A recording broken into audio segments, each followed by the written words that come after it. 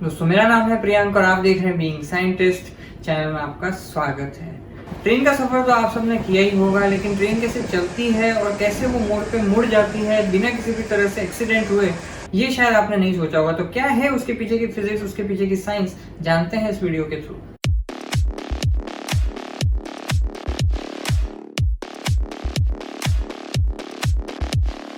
तो आज बात करते हैं ट्रेन की, यानी ट्रेन जिसे लोह पथ गामिनी भी हिंदी में बोला जाता है, यानी कि लोहे के पथ पे पाथ पे चलने वाला ऐसा कोई इंस्ट्रूमेंट। तो वो चल रहा होता है, तो वो लोहे की पटरियां बनी हुई होती है, उसी के ऊपर हमारा जितना भी बोगी होगा, इंजन वगैरह सारा का सारा उसी पे सेटल होता है और वो चल रहा होता है। लेकिन अब यहाँ पे बात यह है कि train in fact 100 kilometre per hour, 150 kilometre per hour तक भी चल जाती है, लेकिन बहुत रेयरली कभी इंसिडेंट होता है कि ट्रेन डीरेल हुई हो या फिर ट्रेन जो है अपनी पटरी से खिसक गई हो। तो कैसे इतना मतलब इफेक्टिवली हो रहा है, तो सबसे पहले तो बात करते हैं कि जब वो सीधा चल रहा होता है, जब भी वो उसके जो टायर होते हैं, तो वो टायर जो है उनके बीच में आपने देखा होगा कि अंदर की तरफ जो है एक उभार होता है, एक नॉच होता है जिसे फ्लेंजेस बोलते हैं। और वो फ्लेंजेस बेसिकली उसको कहीं भी अगर वो लेफ्ट राइट हो भी रहे हो तो उसको सीधा रखने का काम करेंगे। तो एक तरह से जब लेफ्ट की तरफ ज्यादा जा रहा होगा तो जो लेफ्ट का फ्लेंज है वो उसे रोक रहा होगा, जब राइट की तरफ जा रहा होगा तो राइट की तरफ फ्लेंजेस उसे एक तरह से उसे रोक रहा होगा, जितने भी ट्रेन के जितने भी वो टायर हैं उनको। तो ये तो हो गया कि वो सीधा कैसे जाती है, लेकिन जब वो मुड़ती है तो उसके पीछे बहुत ही इंटरेस्टिंग साइंस है और उसके मतलब व्हील के अंदर कुछ इस तरह से डिजाइनिंग की होती है। बहुत ही सिंपल साइंस है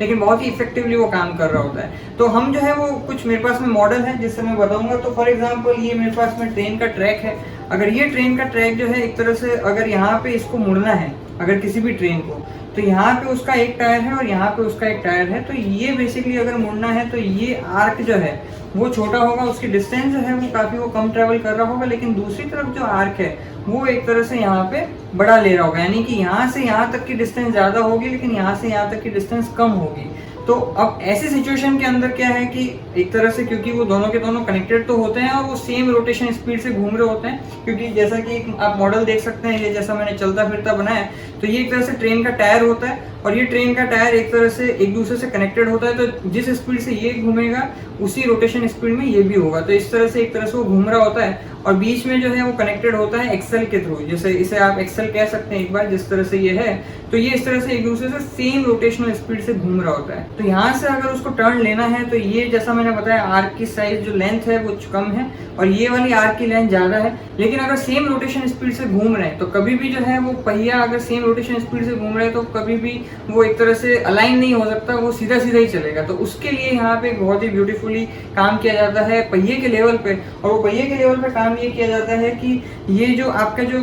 पहिया होता है, अगर इसे हम फ्लेंजेस बोलते हैं, ये जो आप इस तरह से रबड़ देख रहे हैं ये अगर फ्लेंजेस हैं, तो ये बेसिकली पहिया कभी भी एक तरह से स्ट्रेट नहीं होता है बल्कि कोनिकल शेप का होता है। अगर आपको कोनिकल नहीं पता है कोन क्या होता है, तो ये इस तरह से आप समझ सकते हैं कि ये एक तरह से कोन का शेप होता है, यानी कि ऊपर से एक तरह से डायमीटर एक तरह से ज्यादा होगा और धीरे धीरे डायमीटर कम हो रहा होगा। तो एकदम ये इतना इस तरह से परफेक्ट कोन तो नहीं होता है, लेकिन आप इसको इस तरह से समझ सकते हैं कि ये एक तरह से यहाँ पे अगर आप देखें तो यहाँ पे इसका डायमीटर ज्यादा है, यहाँ पे डायमीटर कम है। ठीक इसी तरह से यहाँ पे इसका डायमीटर ज्यादा है और यहाँ पे इसका डायमीटर कम है। अब ऐसी सिचुएशन में क्या होगा कि जैसे मान लो ट्रेन को राइट की तरफ मुड़ना है, तो नेचुरली ये ट्रेन को जो है अगर इस तरह से राइट की तरफ मुड़ना है तो उस केस के अंदर यहाँ पे इस तरह से इसको इस तरफ एक सेंट्रिफ्यूगल फोर्स को एक्सपीरियंस करना पड़ेगा। तो अब यहाँ पे ये जो मुड़ रहा होगा तो ये बेसिकली ये पहिया खिसक के, यानी कि एक तरह से इसकी जो धुरी है वो यहाँ से खिसक के इसकी छोटे वाले लोअर डायमीटर पे आ जाएगी और ये वाला इसी के साथ में इस वाले डायमीटर पे आ जाएगा, बड़े वाले डायमीटर पे। तो चूंकि ये बड़े वाले डायमीटर पे आ चुका है तो सेम रोटेशन स्पीड होने के बावजूद भी